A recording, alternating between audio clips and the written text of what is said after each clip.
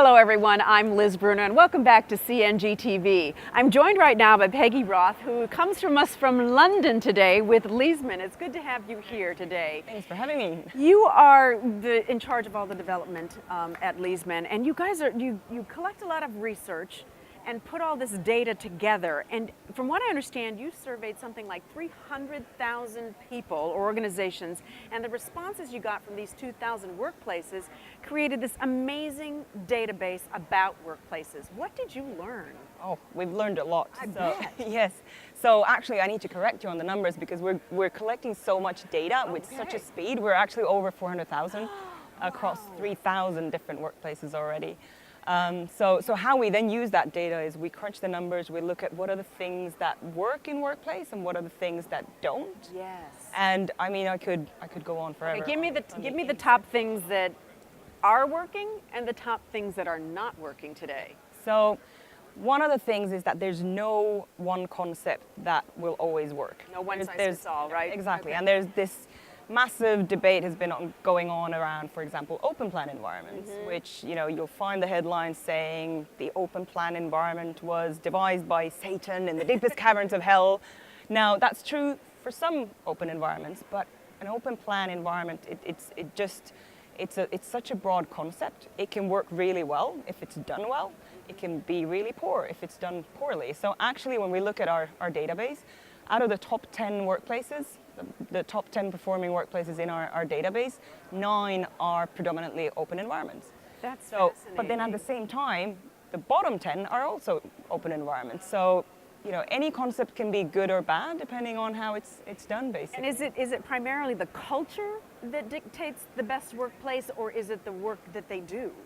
It's a mix of everything. I mean, because we essentially measure employee workplace experience. Yes. So we measure how employees experience their workplace, and that's impacted by obviously the workplace itself, the actual infrastructure that you have, but it's also then impacted by so many other things. It's impacted by, you know, the culture, leadership. It's impacted by how people behave in that physical environment. What about generational? I mean, sometimes we've got millennials, we've got baby boomers, we've got Gen Z coming up. How does that impact the workplace? So that's actually one of my favorite topics, because there's been so much discussion around the generation Y or Z. They're coming, they're very different, they have different requirements, and if we basically don't meet their requirements, you know, the workplace is going to fail, or the organization is not going to be successful. But actually what our data shows is that the youngest employees within organizations, they're consistently most satisfied with their workplaces.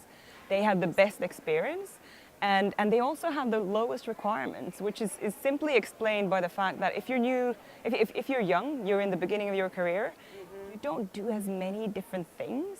You have a fairly simple work profile. Yes. And therefore, it's much easier for a workplace to basically fulfill your needs compared to someone who's you know, been in you know, further along in their career, and they do a lot of different things. They go from meetings to video conferences to focused work to collaborating to being creative, and they need much more from the workplace. So basically, what we tend to say is, based on the data, it looks like the younger employees, they have the lowest requirements. So if you design your workplaces based on their needs, not only are you only focusing on a third of the population or the third of your workforce, you're also focusing on the population that has the lowest requirements. What would you say is the number one obstacle to productivity, no matter what the generation is? Yeah, so it's our data has shown, the research that we have done has shown that it's the things that have the biggest impact on whether we can work productively or not is actually whether we feel that we can do our individual work.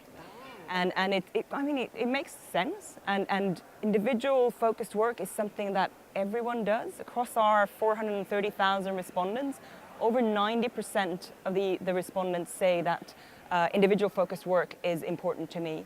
And it actually also has the biggest impact on whether we feel that we can work productively or not. It's not to say that collaboration is important. It's not important. Right, it's right. definitely important, but it needs to be balanced.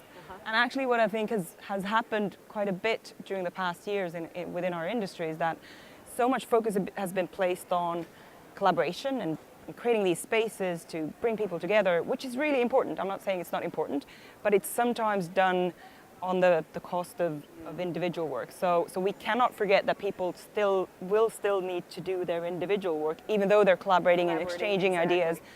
You know, the knowledge creation process, it has phases where we collaborate, we're brainstorming, and then it has phases when we really need to just, you know, do our thing and get things done. Are you an open office plan person, or are you a fixed wall person? So I personally would never ever work in an organization that gave me my own office and said that's where you work. It would not work for me. I can't. I don't know whether I'm a little bit weird on that, but I can't focus if it's quiet. I focus best if there's a buzz around me. So like a cafe type of area. That works for you. That works for me because the buzz around me helps me really focus on what I'm doing. So I'm definitely more open, and I'm definitely for variety, different settings for different activities, so that, you know, you basically empower the employee to choose where do I want to do this activity, which based on, you know, the activity that I'm doing, the mood I'm in. Where do I do this activity best in this situation? Where's your productivity spot, right? Exactly. Excellent, Yeah. Peggie. Thanks so much for joining Thank you. us today. Thank you. Really My pleasure. appreciate it. Thank and you. thank you for tuning in. We'll see you later.